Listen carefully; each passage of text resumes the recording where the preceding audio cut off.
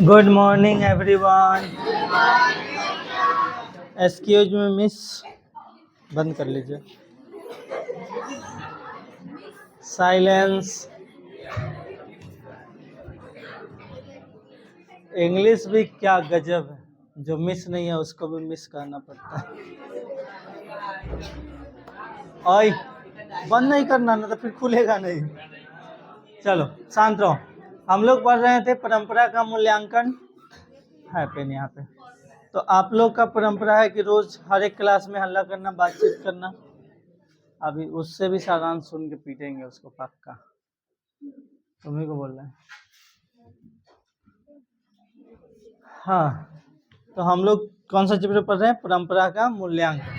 लेखक है रामविलास शर्मा। जन्म हुआ था 1912 में, मृत्यु हुआ 2000 ईस्वी में। परंपरा का मूल्यांकन करने का मतलब है किसी एक चीज का मूल्यांकन करते हैं। साहित्य का मूल्यांकन, समाज का मूल्यांकन, किस तरह से बदलाव हुआ, ये सब। वो लखनऊ विश्वविद्यालय से एमए और बीए किए थे। हम लोग पिछली क्लास में कहाँ तक पढ़ चुके थे? शायद यहाँ तक नहीं, यहाँ तक नहीं, यहीं तक पढ़े थे। द्वंद्वात्मक है, यही कारण है कि साहित्य सापेक्ष रूप से स्वाधीन होता है, किसी के अधीन नहीं होता है साहित्य। यहाँ तक हम लोग पिछले क्लास में पढ़ चुके थे। आज के क्लास में यहाँ से आगे हम लोग पढ़ेंगे। देखिए, गुलामी अमेरिका में थी। गुलामी कहाँ थी? टेढ़ कैसे हो गया? गुलामी अमेरिका में थी और गुलामी एथेंस में थी, किंतु एथेंस की सभ्यता ने सारे यूरोप को प्रभावित किया और गुलामों की अमेरिकी मालिकों ने मानव संस्कृति को कुछ भी नहीं दिया। कहा यह जा रहा है कि साहित्य किसी के अधीन नहीं है। जरूरी नहीं है कि आप किसी एक क्षेत्र में ही हैं। अगर हिंदी साहित्य है तो ऐसा नहीं कि वो पूंजीपतियों लोग का ही है, गरीब लोग के भी। और ऐसा नहीं है कि जो अमीर के बारे में लिखते हैं वो श्रेष्ठ कवि हुए और जो गरीब के बारे में लिखते हैं वो श्रेष्ठ कवि नहीं हुए। ऐसा भी बात नहीं है। साहित्य किसी के भी अधीन नहीं है। अधीन होने का मतलब क्या है? गुलाम नहीं है। गुलामी जो है अमेरिका में थी।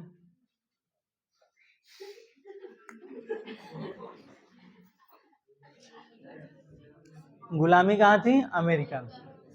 और गुलामी एथेंस में थी, किंतु एथेंस की सभ्यता ने सारे यूरोप को प्रभावित किया था। एथेंस एक देश है, यूरोप एक महादेश। महाद्वीप है, इसमें बहुत सारे देश हैं। इंग्लैंड, फ्रांस, जर्मनी, ये सब किसमें है? यूरोप में। पोलैंड, ये सब। तो जो एथेंस की सभ्यता थी वो पूरे यूरोप को प्रभावित किया था। अमेरिकी मालिकों ने मानव संस्कृति को कुछ भी नहीं दिया। जो अमेरिकी गुलामी था वो मानव संस्कृति को कुछ भी नहीं दिया, सिर्फ आज़ादी के अलावे संस्कृति का सत्यानाश कर दिया। ठीक है, आगे देखते हैं रामविलास जी क्या कहते हैं, उनके भाव क्या हैं।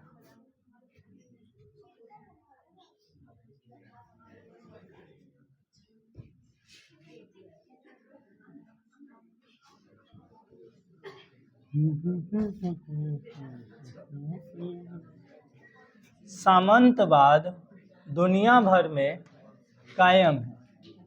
सामंतवाद दुनिया भर में कायम रहा, पर इस सामंती दुनिया में महान कविता के दो ही केंद्र थे, भारत और ईरान। देखो, सामंतवाद में, टोपी वाले भैया कृपया शांत रहें,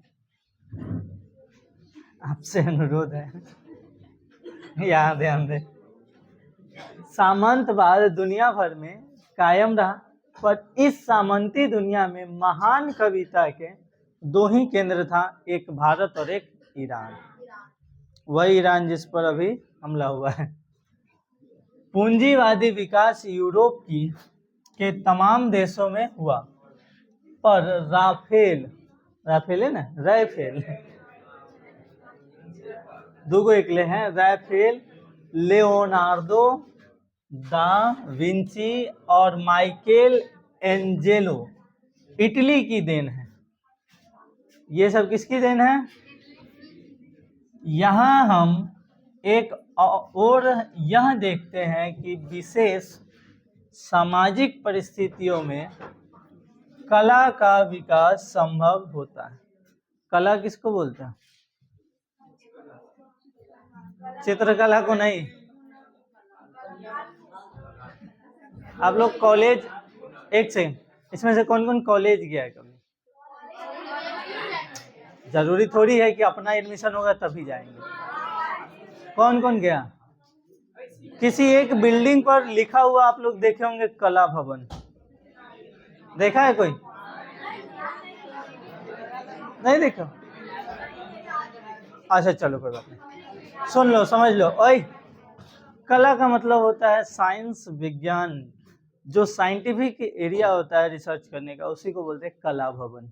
देखो, इस कला, चित्रकला अलग होता है, ये कला अलग है। तो सामाजिक परिस्थितियों में कला का विकास संभव होता है जब परिस्थिति आती है ना। ये कहा नहीं जाता है कि आवश्यकता ही आविष्कार की जननी है। तो जब परिस्थिति बिगड़ता है तो नए नए तरीके, नए नए सोच उत्पन्न होता है, जिसको क्या बोलते हैं? साइंस। तो वही कला का विकास संभव होता है। दूसरी ओर हम यह भी देखते हैं कि समान सामाजिक परिस्थितियां होने पर भी कला का समान विकास नहीं होता है। यहाँ हम असाधारण प्रतिभाशाली मनुष्यों की अद्वितीय भूमिका भी देखते हैं और आप लोग का दांत भी देखते हैं। तो कृपया अपने दांत को छुपा कर रखो, ना तो मेरा नजर लग जाएगा। इधर देखो, देखो ये कह रहा है कि समाज में अगर किसी प्रकार की परिस्थिति है तो कला का विकास होता है, लेकिन समाज में अगर समान परिस्थिति है तब कला का विकास नहीं होता है। ऐसा क्यों? कहने का मतलब ये है कि कोई दो लोग मिल करके काम कर रहे हैं तो काम अच्छा नहीं हो रहा है, और जब दो लोग बिछड़ जा रहे हैं तब काम कर रहे हैं तो काम अच्छा हो रहा है। तो इसलिए ये आश्चर्यचकित है कि जब परिस्थितियां समान हैं, सामाजिक परिस्थितियां होने पर कला का समान विकास नहीं होता है, लेकिन परिस्थितियां अगर अलग हो तो कला का विकास होता है। साहित्य के निर्माण में प्रतिभाशाली मनुष्यों की भूमिका निर्णायक है। इसका यह अर्थ नहीं कि ये मनुष्य जो करते हैं वह सब अच्छा ही अच्छा होता है। मानोगे? साहित्य के निर्माण में प्रतिभाशाली मनुष्यों की भूमिका जो है वो निर्णायक है, वो निर्णय ले सकता है, लेकिन इसका अर्थ ये नहीं है कि मनुष्य जो कुछ भी लिखता है साहित्य में वो सब सही है, ठीक है, सब अच्छा ही अच्छा है, या उनके श्रेष्ठ कृतित्व में दोष नहीं होते हैं। ये भी नहीं है कि उनमें दोष नहीं है, कुछ ना कुछ कमी सब में है। कला का पूर्णतः निर्दोष होना भी एक दोष है। अगर कला पूर्णतः अगर निर्दोष है फिर भी उसमें कुछ ना कुछ दोष है। जिसे नहीं होता कि जब हमको टेंशन नहीं होता है ये सोच करके टेंशन होता है कि टेंशन है क्या है नहीं, ठीक है। तो वही बात है, अगर कला में कोई भी दोष नहीं है, ये भी एक प्रकार का दोष ही है कि उसमें कोई दोष क्यों नहीं है, कुछ ना कुछ रहना चाहिए। ऐसी कला निर्जीव होती है, इसलिए प्रतिभाशाली मनुष्यों की अद्वितीय उपलब्धियों के बाद कुछ नया और उल्लेखनीय करने की गुंजाइश बनी रहती है। कहा यह जा रहा है कि ऐसी कला जो होती है जिसमें कोई दोष नहीं होता है वो निर्जीव होता है। क्या होता है? निर्जीव होता है। अगर उसमें कुछ दोष रहता है तो कुछ नया करने की, उसको सुधारने की इच्छा होती है। जैसे मान लो कोई इंसान है, उसके अंदर से उसको मार दो, पीट दो, कुछ बोल दो, उसको कोई फर्क नहीं पड़ रहा है, तो निर्जीव के समान ही है। कैसा है? निर्जीव के समान ही है। अगर आपका विरोधी है, आपको बुरा भला बोलने वाला है, तब उससे आप मोटिवेट होते हैं और भी कुछ अच्छा करते हैं कि ताकि वो हमसे सीखे या फिर जले, जो भी है। अब अगर यही चीज खत्म हो जाए तो कोई जहां है, जो जहां है वहीं रह जाएगा। अगर मान लो किसी के अंदर से अमीर बनने की इच्छा ही खत्म हो जाए सबके अंदर से, तो कोई नहीं आएगा यहाँ पढ़ने, कोई नहीं काम करेगा। तो ये इच्छा जरूरी है, ये दोष जरूरी है, ठीक है। आजकल व्यक्ति पूजा की काफी निंदा की जाती है, किंतु जो लोग सबसे ज्यादा व्यक्ति पूजा की निंदा करते हैं वे सबसे ज्यादा व्यक्ति पूजा का प्रचार भी करते हैं। कह रहे हैं ये कि आजकल जो है वो पूजा, यातना, धर्म, ये सब की बहुत निंदा की जाती है कई लोगों के द्वारा कि पूजा नहीं करना चाहिए, मंदिर जाने से अच्छा है स्कूल जाओ, कॉलेज जाओ। लेकिन आप ध्यान से अगर देखेंगे तो जो लोग पूजा की निंदा करते हैं वही लोग धर्म का और पूजा का प्रचार करते हैं। ये तो वही बात हो गया, हमको नहीं चाहिए लेकिन सबको देंगे। 5 रुपया में केसर, दाने दाने में केसर का स्वाद, वो वाला वही बात ना हुआ जी। जिस हीरोइन की पति विग पहनता है वो कंघी का प्रचार कर रही है। और कौन सा हेयर ऑयल से केस उगता है, हद है, मतलब कि पहले अपने उगा लो। हाँ, कहाँ तक हो चुका है, किधर चला गया?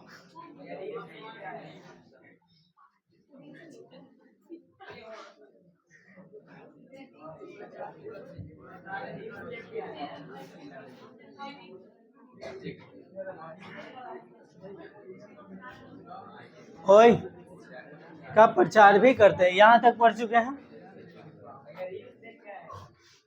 अरे वो सब चलते रहता है। अभी के समय में अगर रील्स जो नहीं देख रहा है वो सबसे जीवन की सबसे अहम खुशी को त्याग रहा है। सही बता रहा। अभी के समय में जो भी रील्स अगर नहीं देख रहा है उससे बचा हुआ है तो जीवन का सबसे उत्तम खुशी जो होता है उसको त्याग दिया है। चलो इधर देखो, ओए देखिए, लेकिन खाली टाइम में, ऐसा नहीं कि बाकी सब कुछ छोड़ करके देखिए, कभी काल थोड़ा मोड़ा। अब किसी को देखते हैं रील देखने लगे तो पता चलेगा 1 घंटा तक वो रील से भेज रहा है। अरे मतलब वो बाकी सब त्याग दिया है रील्स के अलावे। रील्स जो भी, ओए सुनो, जो भी फोन ये सब है, मनोरंजन की चीजें हैं, वो सब खाली टाइम के लिए। ऐसा नहीं कि बाकी काम छोड़ करके उसी पर लग जाना है। चलो इधर देखो, ऐसा कभी हुआ है कि हम तुम लोग का क्लास गैप कर दें और रील्स देखने लगे, या फिर कोई गाना सुन रहे हैं, कुछ फिल्म उलिम देख रहा है, ऐसा करने लगे तो फिर दिक्कत हो जाएगा। कोई रील्स देखने के चक्कर में काम छोड़ देता है। हाँ, फ्री फायर के चक्कर में। हाँ, तुम वो इसने है। चलो हो गया, रहने दो, अब रील्स के बाद में बतियाना।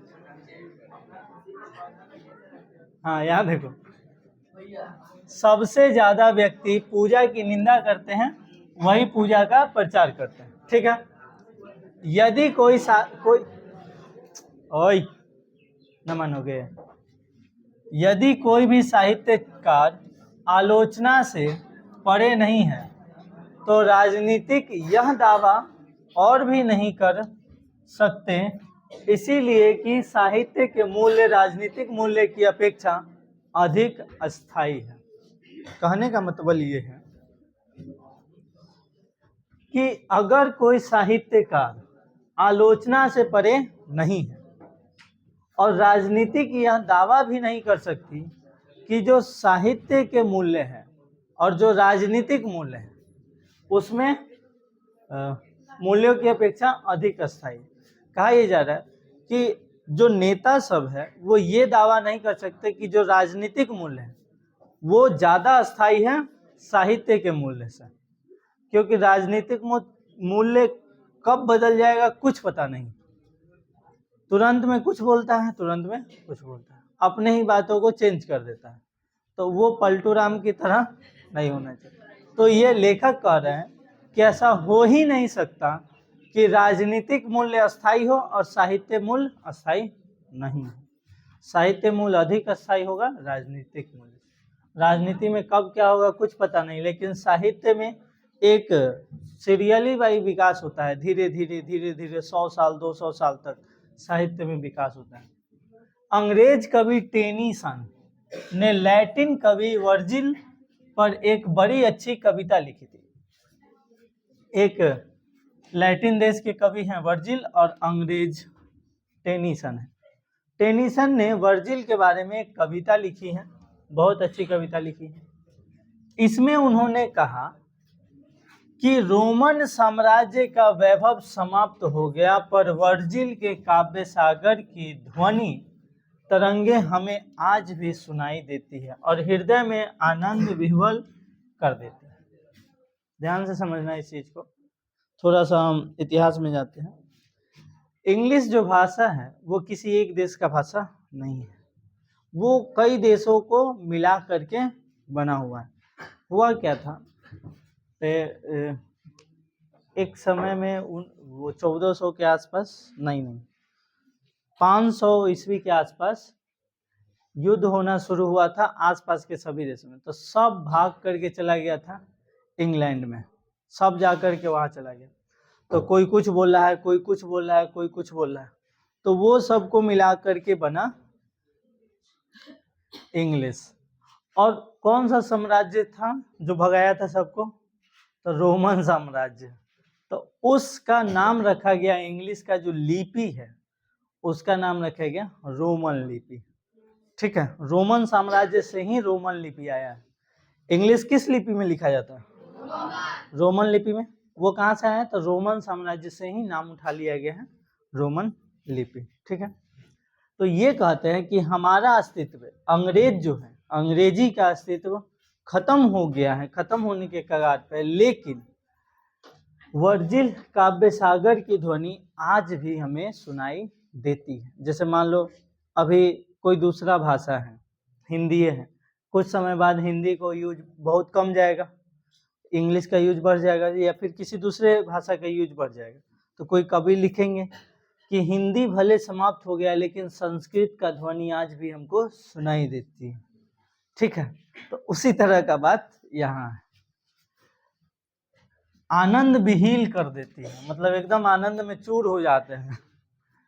कह सकते हैं कि जब ब्रिटिश साम्राज्य का कोई नाम लेवा और पानी देवा न रह जाएगा, तब शेक्सपियर, मिल्टन और शैली विश्व संस्कृति के आकाश में वैसे ही जगमगाते नजर आएंगे जैसे पहले, और उनका प्रकाश पहले को अपेक्षा करोड़ों नई आंखें देखेगी। कहा यह जा रहा है कि जब ब्रिटिश साम्राज्य को कोई पूछने वाला नहीं होगा, ना कोई सहारा देने वाला होगा, गजब शब्द लिखे है, नाम लेवा और पानी देवा, मतलब नाम लेने वाला नहीं रहेगा, पानी देने वाला नहीं रहेगा, और तुम लोग छटपटाओ नहीं। ठीक है, नहीं तो फिर हम यहाँ रहने नहीं देंगे। आगे देखो, तब शेक्सपियर और मिल्टन और शैली विश्व संस्कृति के आकाश में, ये जो तीन है, शेक्सपियर, मिल्टन और शैली, ये विश्व के इतिहास में एकदम जगमगाते नजर आएंगे, और कई नई आंखें भी इन्हें देखेंगी। कोई भाषा समाप्त हो सकती है, कोई विचार समाप्त हो सकता है, लेकिन साहित्य खत्म नहीं होता है। आज भी हम लोग 500 ईस्वी के समय के कवि और उस समय के लेखक का साहित्य आज भी पढ़ते हैं, 1912 का साहित्य आज भी पढ़ते हैं। तो बहुत पुराने जगह से 1200 ईस्वी 1300 ईस्वी का साहित्य पढ़ते हैं। वही सब में तो चंद्रगुप्त मौर्य, ये सब उस समय के जो भी सम्राट, ये सब के बारे में तो साहित्य में ही मिलता है, लेख में ही मिलता है। भले वो साम्राज्य खत्म हो गया, लेकिन उनका लिखा हुआ साहित्य आज भी है। तो भले ब्रिटिश साम्राज्य खत्म हो जाएगा, लेकिन शेक्सपियर और मिल्टन, शैली, ये लोग का जो लिखा हुआ साहित्य है वो आगे भी चलता रहेगा। ठीक है, आगे देखते हैं।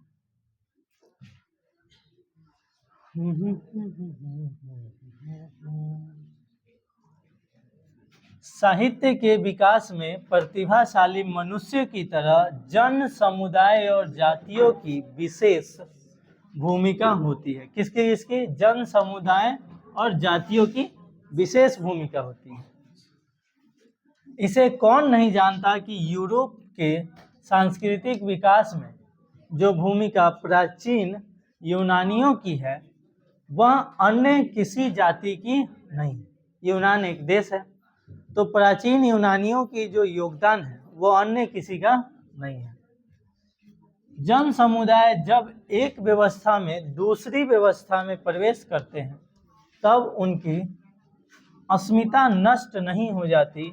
प्राचीन यूनान अनेक गण समाजों में बटा हुआ था। आधुनिक यूनान एक राष्ट्र है। पहले का जो यूनान था बहुत सारे गण समुदायों में बटा हुआ था, गण समाजों में, मतलब अलग अलग समाज था, बिखरा हुआ था। अब क्या है कि अब एक राष्ट्र। पहले भी भारत जो अंग्रेज से पहले जिस समय राजा ये सब का शासक हुआ करता तो उस समय बहुत छोटे छोटे राजा सब होता था। एक वो कहता था, जैसे मान लो बहुत सारे राजा थे, सबका अपना अपना एक एरिया था, तो वो भी अलग अलग भाग में बटा हुआ था। बाद में सबको एक साथ मिलाकर एक संपूर्ण राष्ट्र बना। जैसे अगर दक्षिण भारत में जाए तो उधर का अलग ही है, शिवाजी और जो भी था उधर, बालाजी, संभाजी, ये सब। और इधर महाराणा प्रताप, चोल वंश, विक्रमादित्य और कौन कौन है, बहुत सारे थे। उत्तर का तो जितना हम लोग को पता है, जितना पढ़े हैं वही सब पता है। तो सबका अलग अलग था कोई, और उसमें छोटे छोटे राजा भी थे। जैसे मान लो प्रतापटंड एगो गांव है तो कोई कहेगा प्रतापटंड के राजा हैं, इस तरह के था। अगर मान लो एगो लालगंज है तो लालगंज के राजा, इस तरह के बहुत छोटे छोटे राजा भी थे।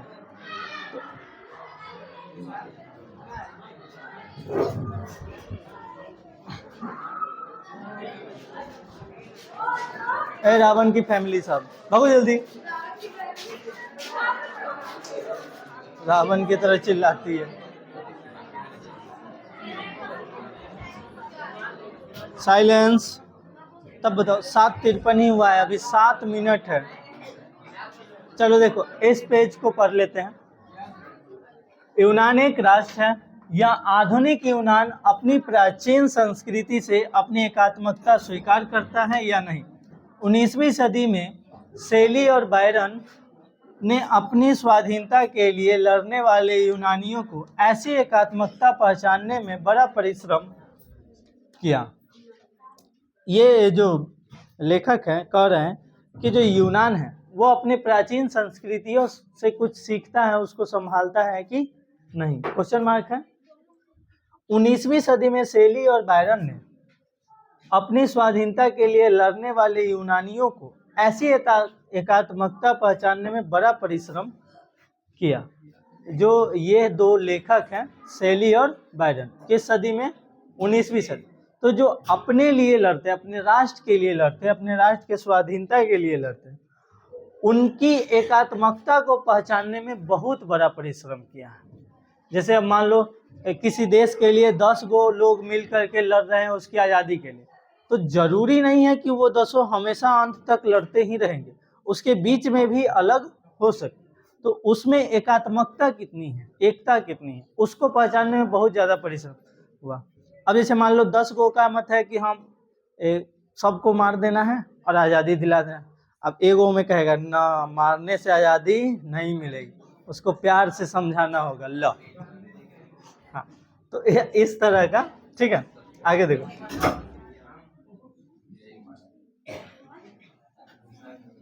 भारतीय स्वाधीनता आंदोलन के दौरान इस देश ने इसी तरह अपनी एकात्मकता पहचानी। इतिहास का प्रवाह ही ऐसा है कि वह विच्छिन्न है और अविच्छिन्न भी।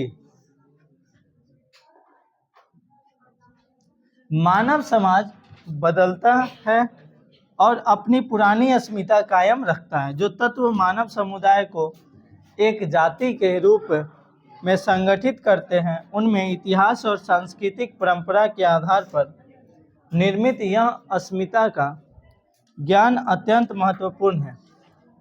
बंगाल विभाजित हुआ और किंतु जब तक पूर्वी और पश्चिमी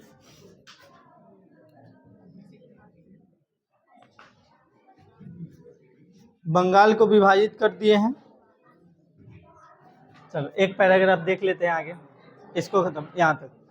बंगाल के लोगों को अपनी साहित्यिक परंपरा का, समझा देंगे पूरा, साहित्यिक परंपरा का ज्ञान रहेगा, तब तक बंगाली जाति, सुन लो, सांस्कृतिक रूप से अविभाजित रहेगी।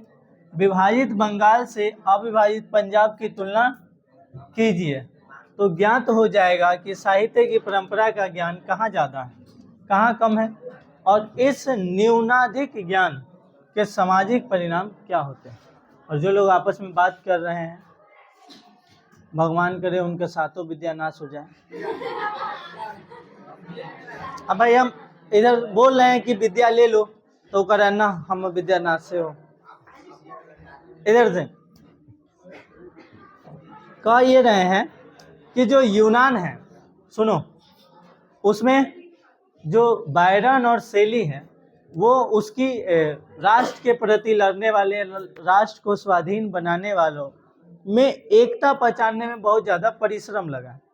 और भारत के स्वाधीनता में भी ऐसे लोग जो थे उससे कुछ सीखे हैं और अपने एकता को बरकरार रखे हैं, जिससे आज़ादी मिला है।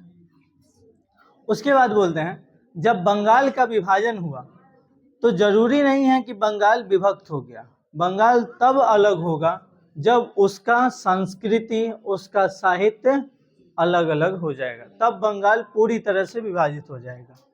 अब बंगाल और पंजाब की तुलना कीजिए, विभाजित बंगाल और अविभाजित पंजाब की तुलना कीजिए, आपको पता चलेगा कि कौन अलग है और कौन अलग नहीं है।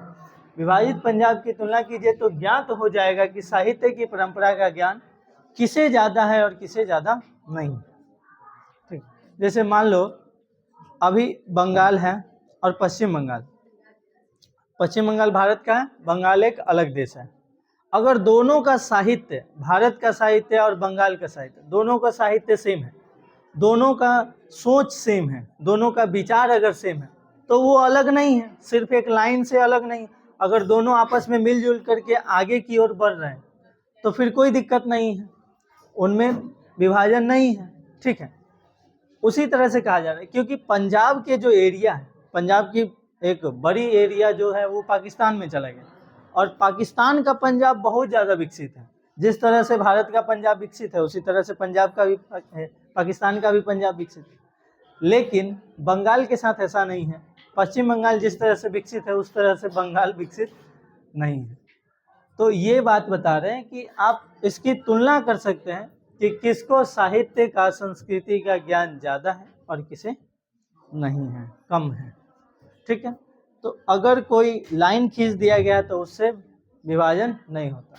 साहित्य और संस्कृति अगर आज भी सेम है तो वो सेम ही है, विभाजन नहीं हुआ। किसी को कोई दिक्कत? फिलहाल आज के लिए इतना ही, कितनों ज़बरदस्ती करेंगे तो आज ख़त्म होने वाला नहीं। ठीक है, तो आज के लिए इतना ही रहने देते हैं। बाकी अगले क्लास में आप लोग शेयर नहीं करते हैं, ये गलत बात है। शेयर किया करो। ठुमुक गया है, बढ़ नहीं रहा है। जो नए दोस्त हैं वो सब पर स्कूल ये सब जाते हैं, तो नए लोगों को बताइए, ओए नए लोगों को बताइए, रिश्तेदार को शेयर कीजिए। हाँ,